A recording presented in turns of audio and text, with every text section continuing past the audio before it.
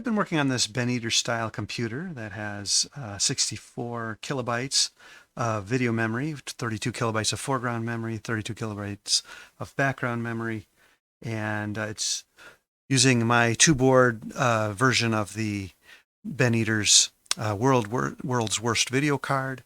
And I also have the ability to do vertical and horizontal scrolling. I demonstrated computer-controlled horizontal scrolling in an earlier video. I was having some trouble with stability, as many of my viewers will know. And I'd particularly like to thank my following viewers for pointing out my lack of capacitors across each chip. Mark Tillotson, Duke of Earl 1961, whose comment finally got me to go ahead and put the capacitors on. Alan Cannon 2222, who taught me that those capacitors are called decoupling capacitors. I knew that datasheets recommended a capacitor, but Alan Cannon taught me that they're called decoupling capacitors.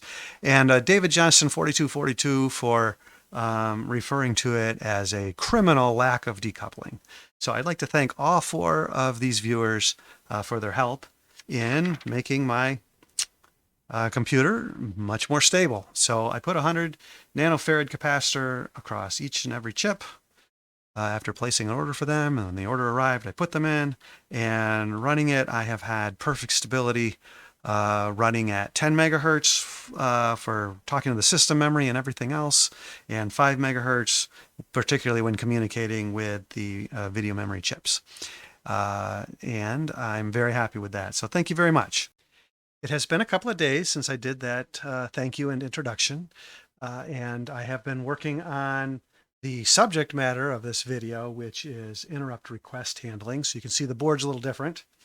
I have interrupt requests working, and I want to show you what I'm doing here, how interrupt requests on the 6502 work, and in particular, a complication that I have because of my debugger board that I have installed, that I need to have special handling related to interrupt requests so that that debugger board will continue to work.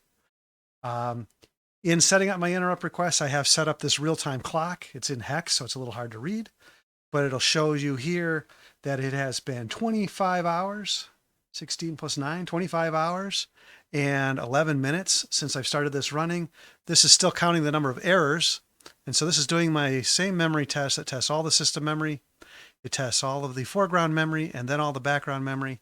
It does so over and over again, has been doing so for over 25 hours. And as you can see here where it counts the number of errors that it's had, it has had 0.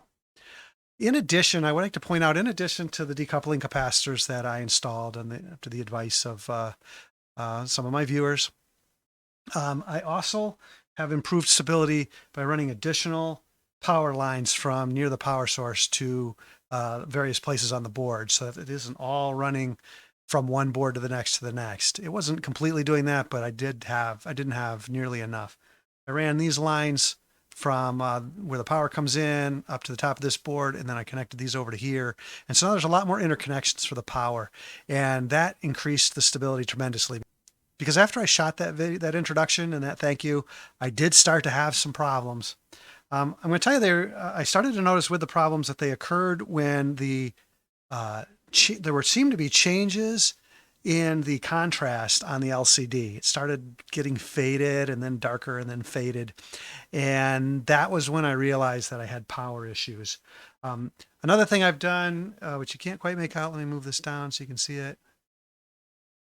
I added a very large capacitor here. I had it over here where the power comes in originally. But anyway, I've added a very large capacitor, largest one I had in my box, across the input. And this one is, let me look at this. This one is 2200 microfarads.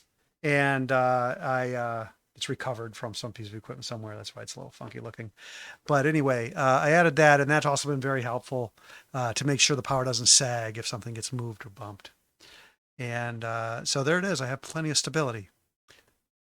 So that's it for today. I just wanted to offer those thanks and my notes that I had on adding stability to the system. I hope that helps somebody.